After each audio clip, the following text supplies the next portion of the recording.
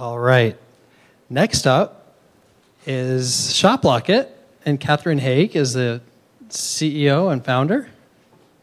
And if I'm not mistaken, Shoplocket might have some roots in Toronto? Yes. But now ours rooted... We're split between Toronto and San Francisco. A lot of planes. A lot of planes. Right on. Cool. Shoplocket, ready to go? Perfect. Thank you. Thank you, Catherine. So thank you all for having me tonight. My name's Catherine. I'm the co-founder and CEO of Shoplocket, and we are the easiest way to sell professionally online. I actually started thinking about the concept for Shoplocket about 2 years ago when I was one of the first theme developers for the Shopify theme store.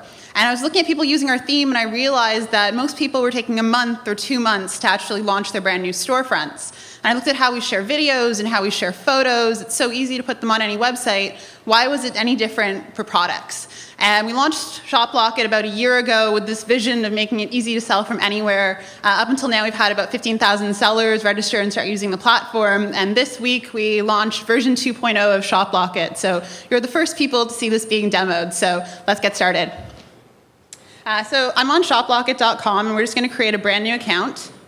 And as I create this account, it's going to launch me directly into Shoplocket's product creation wizard.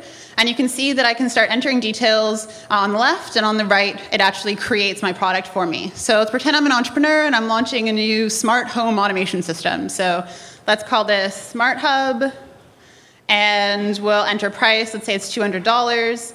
Enter a quick description, and now I can just drag in some images. So I'll just drag these off my desktop and put them in. And as I'm doing this, you'll see it's building my product for me.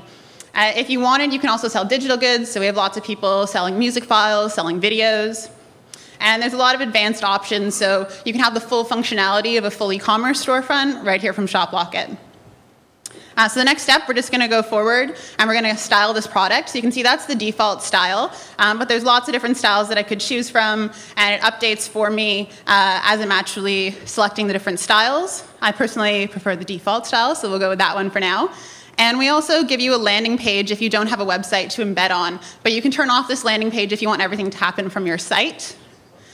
So now I'm ready to actually publish this, and you saw that it's a brand new account that I just started. So we're going to go to publish and share my product. And now I'm prompted to either connect with my Stripe account or my PayPal account. If you select Stripe and have never used it before, we're going to provision a brand new Stripe account for you that you can do transactions on for 7 days before you even put in your bank account information. Or I can pick PayPal and just put in any verified PayPal email address. So I'm just going to go ahead and do that now. And we're ready to publish. So it's going to save my merchant account settings, and it's publishing. And it takes me right into Shoplocket's marketing wizard. So here you can either send out email blasts, share on any platform, or we're just going to put this on my blog. So we'll copy it, go over to WordPress here. I'm just dropping in that code. And now, let me just preview that. So this is showing me the blog post that we're just about to publish. So you can see here that that's my live product ready on my blog. We also have another product here in the sidebar. They're all responsive. And when someone actually checks out, all of the checkout happens right on screen, so no one needs to go leave your website in order to check out. We also have a brand new WordPress plugin coming out, so if I go here, I can actually just add any product from an existing Shoplocket account. Let's say you want to do this one again. They're all responsive, as I said, so let's say you want to make the height 75 pixels, it turns into a button. If you wanted something that's a bit wider, just make it 300 pixels, so it's really simple. This is one of our customers here. They had a really successful Kickstarter campaign. We power this portion of their website. This is another one of our customers that has the full embedded product. You can go through different photos. Anyone can share this, embed this on their own site. You can put multiple products on one page, create an instant shopping cart, and of course, there's lots of different styles. So that's us, and that's Shoplocket.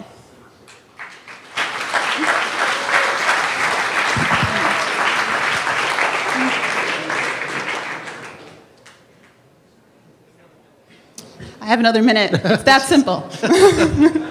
Right on. Okay, so we can do this. That's easy. Boom. Okay, hands up for Catherine. Shoplocket. No questions. Hello. Back here. Back there. Okay.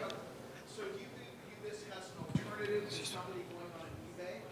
Or how would you, or Amazon, or how do you kind of compare this to that kind of functionality?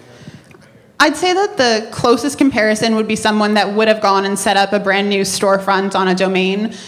We definitely have some power sellers coming from eBay or coming from Etsy, but we're not a marketplace. So we're not going to send traffic to your site. We're more for people that have audiences and are very protective of their brands or how they're perceived online. And we offer a lot of affiliate marketing and other portions like that, but we're not a marketplace. So people that want to put their iPhone on eBay and have it sell that way, we're not doing that. So we don't compete directly there. It's more people that would have set up a professional storefront. So from an API perspective, do you have hooks into fulfillment or other players that do that kind of stuff for other client? Sorry, I can't see where you're coming from, but for the API, it's a private API right now. So we do expose it to a few key partners, some on the fulfillment side, some on the actual website side, so WordPress being one of them. And it's something we're looking to expose a little bit more widely. Right now, we just have a few recommended partners we send people to. Thank you very much. All right, folks, hands up high.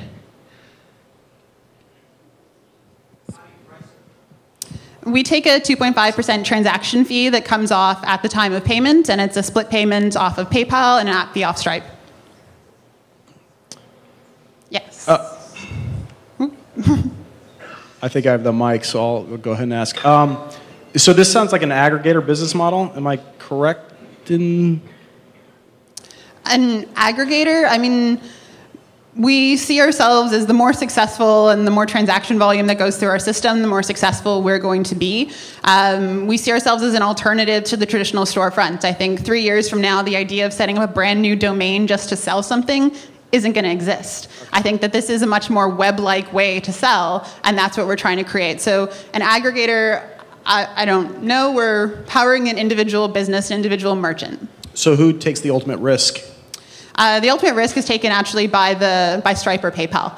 So they have most of the chargebacks or refund processes. We're of course integrated and know when it happens, but we're more of your front end, storefront tool.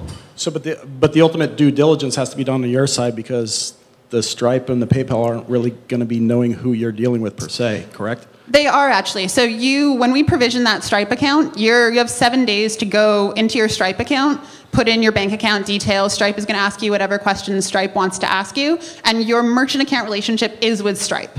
And your merchant account relationship is with PayPal when you set that up. So we have relationships with PayPal and Stripe so that we can limit the number of bad accounts we're potentially sending them, but you do have that relationship directly. So you have the 7-day deferred payment option. Okay.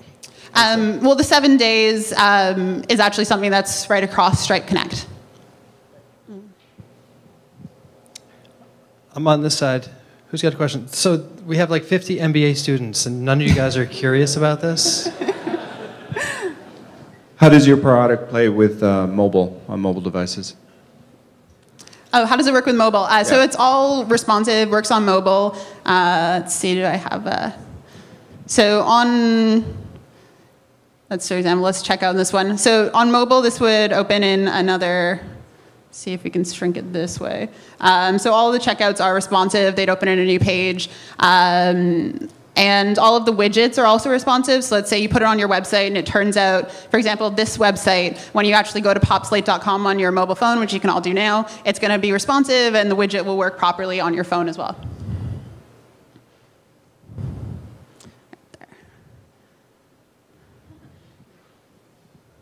Oh gosh. Is there a size of business that you are typically associated, like a volume that's coming through?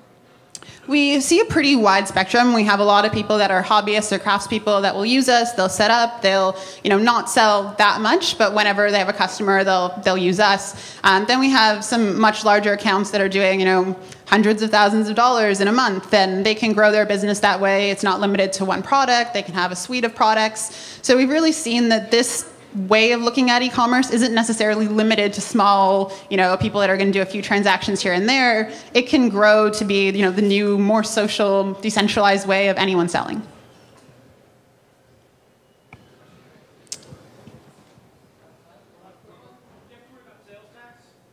Yeah, you will. All of our sellers do. We have tools for helping them set it up in provinces and states and countries. We try to provide as much guidance as possible.